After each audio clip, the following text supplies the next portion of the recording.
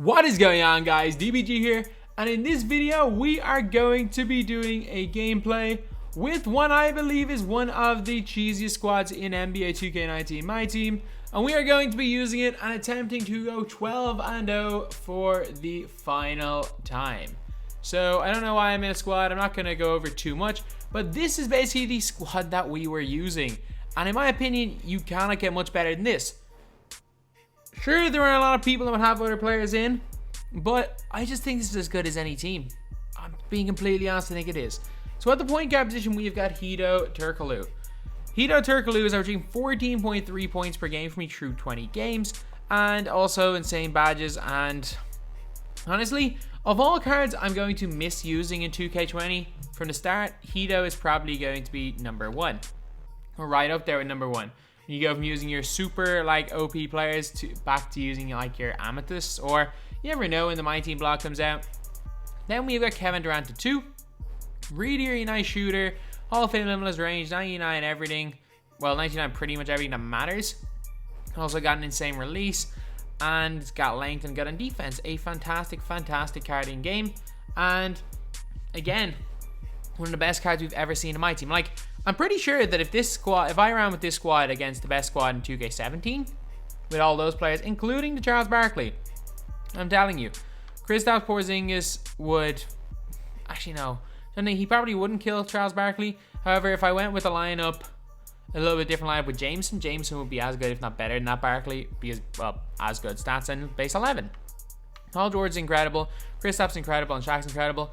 We have literally got, in the squad that I ran, we've got we didn't have that many off the bench, so we didn't use all the Hall of Fame limitless players. You can legitimately run 13 Hall of Fame limitless players, and your big men could be Porzingis and, I don't know, Dirk. It's crazy how many players have the Hall of Fame limitless range badge this year.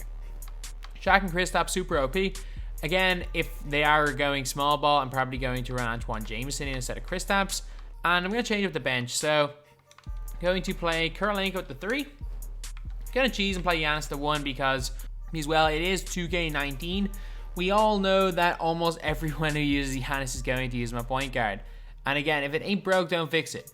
I understand why people want position locks in 2K20, and there are definitely some problems to it though. Giannis has actually started a couple of games the point guard for the Milwaukee Bucks, so I would not be surprised to see his secondary position be point guard next year. And also, it means things like with position locks that Luka Doncic, if they don't get his correct position, he can't actually play the power forward, or he can't play at the 1, which is where he mainly plays. And also, yeah, it's just kind of a lot of weird things with position locks. However, one way position locks could be really interesting is with moments cards. For example, if LeBron James gets a moments card at point guard, and his normal base card can't play point guard, he gets a moment card, say at small forward, then gets a moments card at point guard, you can actually probably make the stats a little bit worse of the point guard LeBron, and he'd still get a bit of hype because he's a different position. So something like that could work a little bit, but I don't know the way position locks are going to come in next year.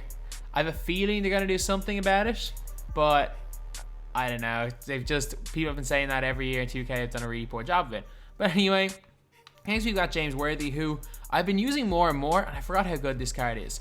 If we're looking about just pure animations, I know Kurolenko's got the leaner, but in terms of dunk animations, in terms of ease of jump shot, post game, everything, the best animations in the game for any of these base 11 cards is James Worthy.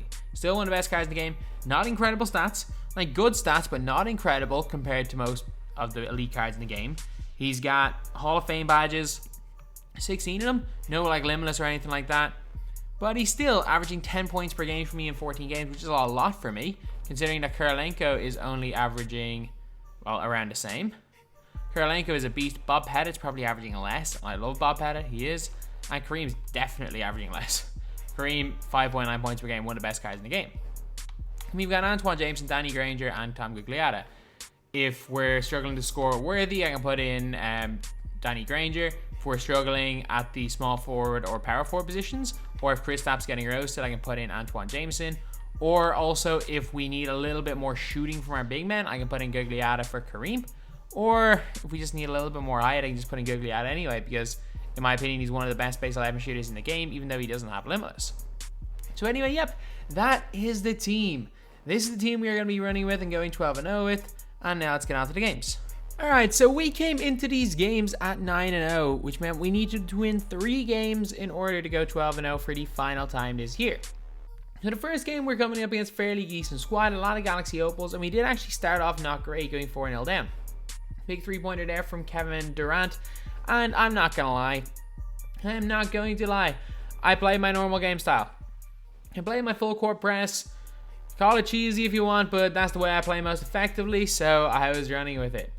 And we actually, it only takes us about 1 minute and 10 seconds. I'm surprised it took us that long to hit our first leaner with Hito Turkaloo. But yeah, this game did start off kind of neck and neck, and that happened with a lot of these games. I'm not normally the best starter. When I kind of get into a game, normally I'm quite good. But anyway, like, we did manage to build up a decent enough first quarter lead. My opponent wasn't that bad a player. It was just my team, well, not even necessarily that it was that much better. I just knew how to use my players more than this guy did. He missed an awful lot of shots, and that actually allowed me to build up quite a decent lead. He actually brought it back to 4 points, which was not bad at all, but it was kind of from here on out, that score for Porzingis, that we really began to take control of this game. So we end up hitting a kind of leaner there with Paul George. He has the normal 4 leaner, so I was going for that. And it was one of those games where, honestly, as you guys can see there, we should have turned the ball over. We got a 3-pointer with Shaq. One of those ones where everything that could go right did go right. We've had so many games where it's been the opposite, where every single thing that could go wrong in the game has gone wrong. This was definitely one of those that everything that could have possibly went well did. So you just gotta take it for what it is, 2K being 2K, and you're gonna have equally as many games where you can't hit a shot, every 50-50 goes against you, as you're gonna have games like this where every single 50-50 went my way. And in the end, he just had too much, down 19 at the rage quit. Then we played against this guy, AK-47. And yeah, this was a very, very handy game. Like, we went so far ahead. Like, as you guys can see, 12-4. Easy dunk there by Shaq, 14-4 to start the game. This guy was just spamming the same plays. So I'm not even in a press. I'm in a 2-3 zone. He's just spamming the plays where the 2 guards in the 3 just run off ball screens to the 3-point line. Can't do anything against the zone with those plays. And we just started absolutely destroying him. So what did he do? He paused, he went in and made subs in the menu. And if you guys don't know, when you do that on PC, the game automatically doesn't count. So then we played against this guy, Durkel. Not a bad squad, not a great squad to be completely honest. And as expected, we started off the game by shooting a leaner with Hito Turkaloo. We end up getting quite a decent lead to start this game. Big shot there by Paul George, making the game 10-2. But this guy was not a bad player. Like, even though we did kind of have control from start to finish of this game, this guy definitely was putting it up to me. Like, I know it doesn't seem like it here as we get out to a 12-point lead in the first quarter, but to be honest, the whole second half, he just kind of kept this game close. I wasn't able to pull away too much. While I never felt like I was in any danger of losing the game, pretty sure the closest he had it back was like 8 points. Still, he managed to, after that one big run I had to start, managed to keep it kind of even. And if you're able to do that in 2K, especially with Opals, he was only 1 run off in the end going and pulling it back or making it at least a ball game. But luckily enough, I made some big plays down the stretch and ended up winning quite comfortably in the end. A bad miss there by James Worthy, who actually, when it was all said and done, became the star of this team. Like, I honestly was shocked about that because Worthy had been just kind of okay for me. And then, this is PC, this is very common, we played the same guy again.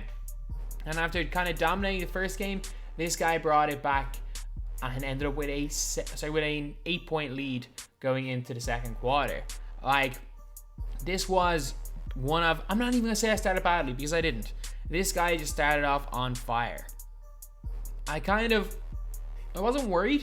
It was still early days. If this is the result going into, say, the fourth quarter, then I'm gonna be worried, but nah, I'm not really worried at all. This happens early, especially when you've got players of the caliber of James Worthy being guarded by guys like Gail Goodrich. So Worthy was just absolutely torching them this game. This was one of the best games I've ever played with a player.